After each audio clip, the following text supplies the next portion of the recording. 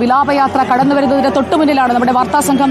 ഇപ്പോൾ അതിനൊപ്പം തന്നെ നമ്മൾ നടന്നു നീങ്ങാൻ തീരുമാനിച്ചിരിക്കുകയാണ്. കാരണം നമ്മുടെ വാഹനത്തിൽ നമ്മൾ വരുമ്പോൾ അടിവെച്ച് അതായത് 1-2 മിനിറ്റുകൾക്കിടയിൽ നീങ്ങുന്ന ദൂരം എന്ന് പറയുന്നത് ഏകദേശം 10-20 മീറ്റർ മാത്രമാണ്.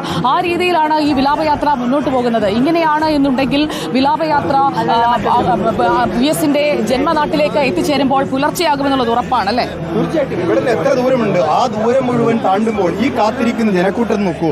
ഓരോ വശത്തും ആളുകൾ, ഓരോ കടകളിൽ നിന്ന് ആളുകൾ ഇറങ്ങി നിൽക്കുന്നു, ഓരോ നാട്ടിൽ നിന്നും ആളുകൾ ഇറങ്ങി നിൽക്കുന്നു. അവരൊക്കെ VS-ന് ഒരു നോക്ക് കാണാൻ വേണ്ടി നിൽക്കുന്നവരാണ്. അവരൊക്കെ കണ്ട് അവർക്ക് ഒരു നോക്ക് കാണാനുള്ള അവസരം കൊടുത്ത ശേഷം മാത്രമേ. അതെ, ആബാലവൃദ്ധം എന്ന് പറയുന്ന അക്ഷരാർത്ഥത്തിലാണ്. ആബാലവൃദ്ധം ജനങ്ങളും ഇങ്ങനെ കാത്തിരിക്കുകയാണ്. ആലപ്പുഴ എത്തുമ്പോഴേക്കും നേരം വെളുക്കുമെന്നുള്ളത് TV പ്രസാദ് നേരത്തെ പറയുന്നുണ്ടായിരുന്നു. ആലപ്പുഴ എത്തുമ്പോഴേക്കും നേരം വെളുക്കാനൊരു സാധ്യതയുണ്ട്. നോക്കൂ, ഇവിടെ നിൽക്കുന്നവരിൽ എല്ലാ പ്രായക്കാരുമുണ്ട്. സുജയ്, ഇന്നലെ തന്നെ AKG സെന്ററിന്റെ തൊട്ടടുത്താണ് VS-ന്റെ വസതി. ആ VS-ന്റെ വസതിയിലേക്ക് പോലും എത്തിച്ചേരാൻ ഏതാണ്ട് ഏറെ നേരം എടുത്തു എന്നതാണ്. ഇന്നലെ കണ്ടവർ, VS-ന് ഒരു നോക്ക് കണ്ടവർ പോലും വീണ്ടും VS-നൊപ്പം നടക്കുകയാണ്. അവർ മുദ്രാവാക്യം ഒഴുകി. അതാണ് നമ്മളിപ്പോൾ കാണുന്നത്. കണ്ണേകരളെ VS എന്ന് പറഞ്ഞുകൊണ്ട് കൈ ചുരുട്ടി ഉയരത്തിലേക്ക് എറിയാൻ അവിടെ വശങ്ങളിൽ കാത്തു നിൽക്കുന്ന ഓരോ മനുഷ്യരും അത് വീണ്ടും വീണ്ടും പറയാൻ അത്രയധികം VS അവരുടെ ഹൃദയങ്ങളിൽ ഇങ്ങനെ നിൽക്കുകയാണ്, ജ്വലിക്കുകയാണ്. പ്രതീക്ഷയാണല്ലോ സുജി, അവർക്ക് VS എന്ന് പറയുന്ന ഒരു പ്രതീക്ഷയായിരുന്നു. സാധാരണ മനുഷ്യന് എന്തോ ഒരു പ്രതീക്ഷയായിരുന്നു VS അച്യുതാനന്ദൻ എന്ന് പറയുന്നത്. ആ പ്രതീക്ഷ അദ്ദേഹം വിശ്രമ ജീവിതം നയിക്കുമ്പോഴും അവർക്കുണ്ടായിരുന്നു. ഏറ്റവും അവസാനം അതീവ ഗുരുതരാവസ്ഥയിൽ തുടരുകയാണ് എന്ന് പറയുമ്പോഴും അവരുടെ മനസ്സിലൊരു പ്രതീക്ഷയാണ്. ആ മനുഷ്യൻ ജീവിച്ചിരിപ്പുണ്ട്. ദിവസവും കാത്തിരിക്കുകയായിരുന്നു VS-ന് വേണ്ടി. VS തിരിച്ചു വരും എന്നൊരു പ്രതീക്ഷ എല്ലാവരുടെയും മനസ്സിലുണ്ടായിരുന്നു, അല്ലേ അർജുൻ? തീർച്ചയായിട്ടും. അതായത് VS ജീവിച്ചിരിക്കുന്നു എന്നത് തന്നെ CPM പ്രവർത്തകരെ സംബന്ധിച്ച്, കേരളത്തിലെ ജനങ്ങളെ സംബന്ധിച്ച് വലിയ ആശ്വാസമായിരുന്നു. പോരാട്ടത്തിനുള്ള ഒരു ഊർജ്ജമായിരുന്നു. VS ജീവിച്ചിരിക്കുന്നു. VS ഒരു സമരത്തിൽ പങ്കെടുക്കേണ്ടുന്ന ഏതെങ്കിലും ഒരു പ്രവർത്തനത്തിന് മുന്നിട്ടിറങ്ങേണ്ട. പക്ഷേ VS-ന്റെ ജീവൻ ഇവിടെ ഉണ്ടായിരുന്നുവെങ്കിൽ അത് സഖാക്കൾക്ക് നൽകുന്ന ആത്മവിശ്വാസം ഒട്ടും ചെറുതായിരുന്നില്ല. ഓരോ തെരഞ്ഞെടുപ്പ് ഒരു ക്രൗഡ് പുള്ളർ എപ്പോഴാണോ ആവശ്യം വരുന്നത് അപ്പോഴൊക്കെ VS-ന്റെ പ്രസംഗങ്ങൾ, VS-ന്റെ പ്രവർത്തനങ്ങൾ, VS-ന്റെ വലിയ രീതിയിലുള്ള മുദ്രാവാക്യങ്ങൾ വരവേൽക്കുന്ന. ആ വാഹനം വരുന്നത് വളരെ വളരെ പതുക്കെയാണ്, അല്ലേ? വളരെ പതുക്കെ എന്ന് പറയുന്നത് ഓരോ ദിക്കിലും നിശ്ചയിക്കപ്പെട്ട ദിക്കിലല്ല. നേരത്തെ 24 കേന്ദ്രങ്ങൾ നിശ്ചയിക്കപ്പെട്ടിരുന്നുവെങ്കിൽ ആ നിശ്ചയിക്കപ്പെട്ട കേന്ദ്രങ്ങൾക്ക് അപ്പുറത്തേക്ക് ആൾക്കൂട്ടം ഇങ്ങനെ ഒഴുകിയെത്തുന്നുണ്ട്. അവർക്ക് ഓരോരുത്തർക്കും കാണാനുള്ള അവസരം വേണം. അപ്പോൾ അങ്ങനെയാവുമ്പോൾ സ്വാഭാവികമായിട്ടും ആ നിശ്ചയിക്കപ്പെട്ട കേന്ദ്രത്തിനപ്പുറത്ത് നിർത്തി പതുക്കെയാണെങ്കിലും അവിടെ ഒന്നും ഇറക്കുന്നില്ല. അവിടെ ഒന്നും ആർക്കും ഉള്ളിൽ കയറി കാണാനുള്ള അനുവാദമില്ല. അവിടെ ആ കണ്ണാടിക്കൂട്ടിനുള്ളിലൂടെ ജസ്റ്റ് ഒന്ന് കണ്ടുപോകാൻ, ഒരു നോക്കൊന്ന് കണ്ടുപോകാനുള്ള അവസരം മാത്രമേ ഉള്ളൂ. എന്നിട്ടും VS-നെ അല്ലേ, ഒന്ന് കണ്ടാൽ മതി VS-നെ. ആ മുഖം അങ്ങ് ഉള്ളിലേക്ക് അങ്ങ് എടുക്കാൻ, നെഞ്ചിൽ എപ്പോഴും ജ്വലിക്കുന്ന ആ മുഖം എല്ലാ കാലവും ഓർമ്മയിൽ ഉണ്ടാകണം. അതായിരിക്കും ഈ മനുഷ്യരെ എല്ലാവരെയും. നോക്കൂ, പല പ്രായത്തിലുള്ള ആളുകൾ. അങ്ങനെയാണ്. കാരണം VS-ന് അവരുടെ നെഞ്ചിലൊരു ഇടമുണ്ട്. അതുകൊണ്ട് തന്നെയാണ് അവരൊക്കെ നോക്കൂ. അതിൽ മാത്രവുമല്ല, ഓരോ ഇടത്തുന്ന ആളുകൾ ഇങ്ങനെ ഒപ്പം ചേരുകയാണ് വിലാപയാത്രയിൽ. ഇങ്ങനെ കാൽനടയായി, അതായത് പല പുഴകൾ ഒഴുകിയെത്തുന്നത് പോലെ ഇങ്ങനെ ഇടവഴികൾ പോലെ ഇങ്ങനെ വന്ന് ആ പുഴ ഇങ്ങനെ ഒന്നിച്ചൊഴുകി പോകുന്നതാണ്. ഇപ്പോൾ നമ്മൾ കേശവദാസപുരം പിന്നിട്ട് മുന്നോട്ടേക്ക് കേശവദാസപുരത്തേക്ക് ഇങ്ങനെ അടുത്തുകൊണ്ടിരിക്കുകയാണ്, അല്ലേ? അതെ, കേശവദാസപുരത്തെത്തുമ്പോൾ പട്ടം കഴിഞ്ഞു. അത് എത്ര സമയമെടുത്തു പട്ടം കടന്നു വരാൻ? നേരത്തെ രഞ്ജിത്ത് പറഞ്ഞതുപോലെ നിശ്ചയിച്ച ഇടമാണെങ്കിൽ അടുത്തത് കേശവദാസപുരമാണ്. പക്ഷേ അതിനിടയിലുള്ള ഓരോ സ്ഥലത്തും ഓരോ കുഞ്ഞു കുഞ്ഞു കവലകളിലും ആൾക്കൂട്ടമാണ്. നൂറുകണക്കിന് ആളുകൾ ഇങ്ങനെ പാതയോരങ്ങളിൽ കാത്തിരിക്കുകയാണ്. എന്നാൽ തിരുവനന്തപുരം തലസ്ഥാനം VS-നെ നെഞ്ചേറ്റുന്നത് കാണുമ്പോൾ അത് ഓരോ സഖാവിന്റെയും മനസ്സിൽ ആ പോരാട്ട വീര്യം അതിങ്ങനെ ഞരമ്പിൽ ചോരയായി തിളയ്ക്കുന്ന ഒരു സമയമല്ലേ ഇത്, അർജുൻ? തീർച്ചയായിട്ടും. കേരളത്തിലെ കമ്മ്യൂണിസ്റ്റ് പാർട്ടിയുടെ കണ്ണിലെ കൺമണിയാണ് കണ്ണൂരിലെ പാർട്ടി എന്ന് പലപ്പോഴും പറയാറുണ്ട്. ഏറ്റവും പ്രധാനമായി പിണറായി വിജയൻ ഏറ്റവും അതിൻ്റെ പാർട്ടി സെക്രട്ടറി എന്ന രീതിയിൽ കമ്മ്യൂണിസ്റ്റ് പാർട്ടിയുടെ എല്ലാ അധികാരങ്ങളും കൈയാളുന്ന ഘട്ടത്തിൽ പോലും VS-ന് വേണ്ടി മുദ്രാവാക്യം വിളിക്കാൻ, VS-ന് വേണ്ടി ജയ് വിളിക്കാൻ വേണ്ടി അവിടെ കണ്ണൂരിലും പാർട്ടി പ്രവർത്തകന്മാർ ഉണ്ടായിരുന്നു എന്നുള്ളതാണ് ഏറ്റവും പ്രധാനപ്പെട്ട കാര്യം. എന്തായാലും കണ്ണൂരിൽ പോലും, അതായത് ഔദ്യോഗിക പാർട്ടിയുടെ ഒരു അടയാളമായി നിൽക്കുന്ന കണ്ണൂരിലെ പാർട്ടിയെ പോലും VS അവിടെ ഇളക്കം തട്ടിയെന്നുള്ളതാണ് ഏറ്റവും പ്രധാനപ്പെട്ട കാര്യം. പിണറായി വിജയന്റെ സ്വന്തം തട്ടകമായ കണ്ണൂരിൽ പോലും VS-ന് മുദ്രാവാക്യം വിളിക്കാൻ ആളുകളുണ്ടായിരുന്നു. VS-ന് വേണ്ടി മുദ്രാവാക്യം അവിടെ വിളിച്ചിരുന്നു എന്നുള്ളതാണ് ഏറ്റവും പ്രധാനപ്പെട്ട കാര്യം. ആ അർത്ഥത്തിൽ VS കേരളത്തിലെ കമ്മ്യൂണിസ്റ്റ് പാർട്ടിയെ നിയന്ത്രിച്ച ഒരാൾ തന്നെയാണ് എന്ന കാര്യത്തിൽ ഒരു തർക്കവുമില്ല.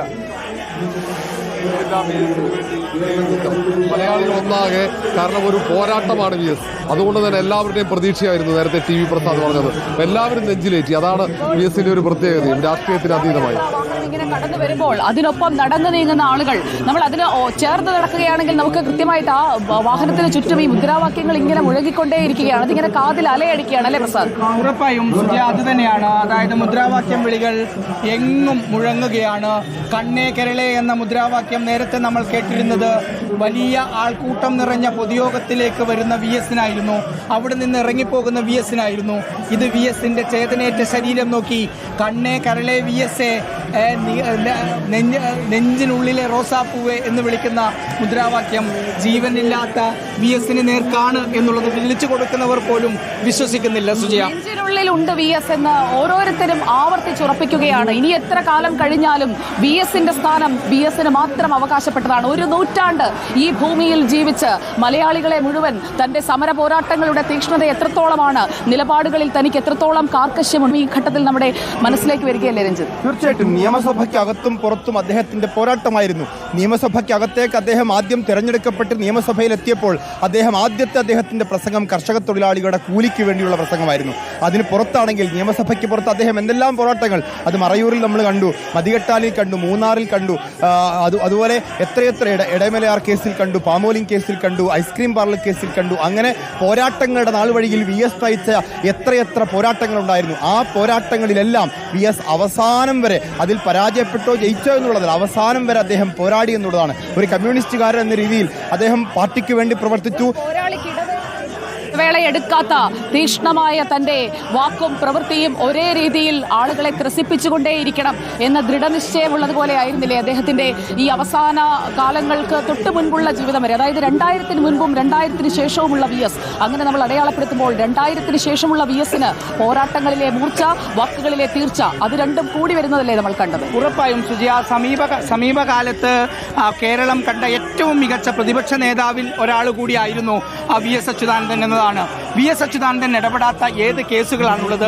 സാധാരണക്കാർക്ക് വേണ്ടി അവരുടെ ശബ്ദമായി VS കോടതികളിലെത്തി, നിയമസഭയിലെത്തി, എല്ലാ സ്ഥലങ്ങളിലും. ഇപ്പോൾ സുജയും രഞ്ജിത്തും പറഞ്ഞതുപോലെ മതികെട്ടാനിലും അടക്കമുള്ള ഒരുപാടിടങ്ങളിൽ കയ്യേറ്റമൊഴിപ്പിക്കാൻ മൂന്നാറിൽ പോയി.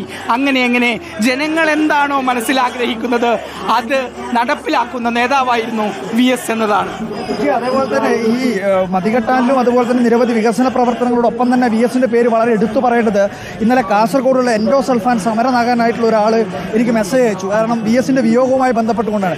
എൻഡോസൾഫാൻ ദുരിതബാധിതരുടെ സമരത്തിൽ അവർക്ക് വേണ്ടി ഇടപെട്ട ആദ്യത്തെ നേതാവ് VS അച്യുതാനന്ദനായി. എൻഡോസൾഫാൻ നിരോധിക്കണം എന്നാവശ്യപ്പെട്ടുകൊണ്ടുള്ള സമരത്തിൽ അദ്ദേഹം മുഖ്യമന്ത്രിയായിരിക്കുമ്പോൾ അദ്ദേഹത്തിന് ആരോഗ്യ പ്രശ്നങ്ങളുണ്ട് എന്ന് പറഞ്ഞിട്ട് കൂടി അദ്ദേഹം 12 മണിക്കൂർ നിരാഹാരം ഇരിക്കാൻ തിരുവനന്തപുരത്ത് VS ഉണ്ടായിരുന്നു.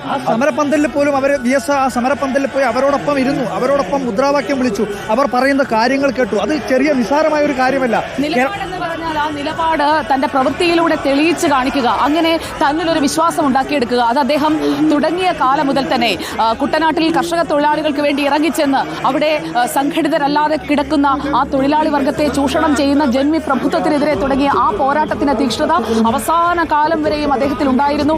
അതേ രീതിയിലുള്ള പോരാട്ടങ്ങൾ, ഈ കർഷക തൊഴിലാളികളുടെ പ്രശ്നം അദ്ദേഹത്തിന് നേരിട്ടറിയാവുന്നതാണ്. എത്രത്തോളം അവരെ ചൂഷണം ചെയ്തിരുന്നു എന്നത് അദ്ദേഹത്തിന് നേരിട്ട് മനസ്സിലായതാണ്.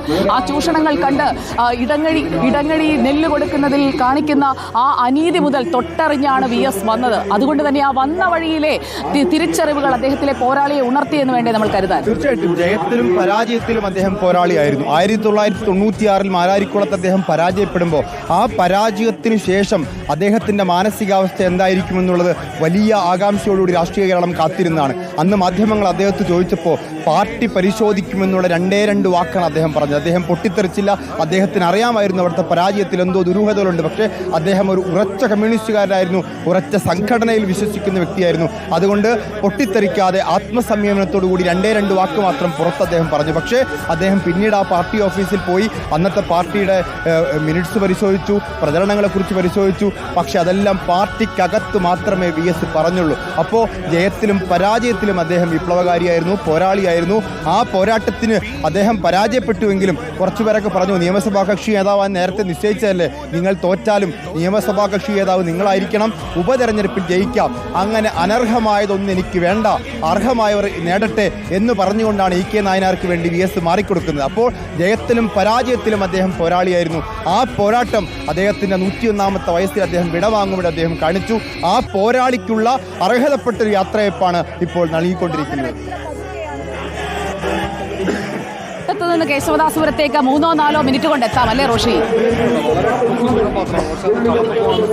നേരത്തെ പറഞ്ഞ പല പോരാട്ടങ്ങളിൽ ഒരുപക്ഷെ കേരളം മറക്കാൻ പാടില്ലാത്ത ഒന്ന് സ്ത്രീകൾക്കെതിരെയുള്ള അതിക്രമങ്ങളിൽ VS എടുത്ത നിലപാടുകളാണ്. അത് സൂര്യനെല്ലിയിലാകട്ടെ, ഓരോ സ്ഥലങ്ങളിലും ഓരോ വിഷയങ്ങളിലും കൃത്യമായി അവിടെ ഇടപെട്ട ഐസ്ക്രീം പാർലർ കേസിലടക്കം VS നടത്തിയ പോരാട്ടം ഒരുപക്ഷെ കേരള ജനത മറക്കില്ല, കേരളത്തിലെ സ്ത്രീ ജനങ്ങളൊന്നും മറക്കില്ല. അങ്ങനെ ഓരോ വിഷയങ്ങളിലും അദ്ദേഹം എടുത്ത നിലപാട് തന്നെയാണ് ആ രാഷ്ട്രീയ നേതാവിനെ, പൊതുപ്രവർത്തകനെ വ്യത്യസ്തനാക്കുന്നത്. ഇപ്പോൾ ഉള്ള പ്രധാനപ്പെട്ട കാര്യം, ഇനി വാഹനം ഓടിച്ചു പോകുന്ന സമയം വെച്ച് നമുക്ക് കണക്ക് കൂട്ടാനേ കഴിയില്ല. അതെ, നടന്നു പോകുന്ന സമയവും കൂട്ടാൻ പറ്റില്ല, അതിലും കുറവാണ്. അതെ, നമ്മൾ പലപ്പോഴും നിൽക്കുകയാണ്. അതെ, ഉറപ്പായും പുലർച്ചെയാകാനുള്ള എല്ലാ സാധ്യതയും കാണുന്നുണ്ട്.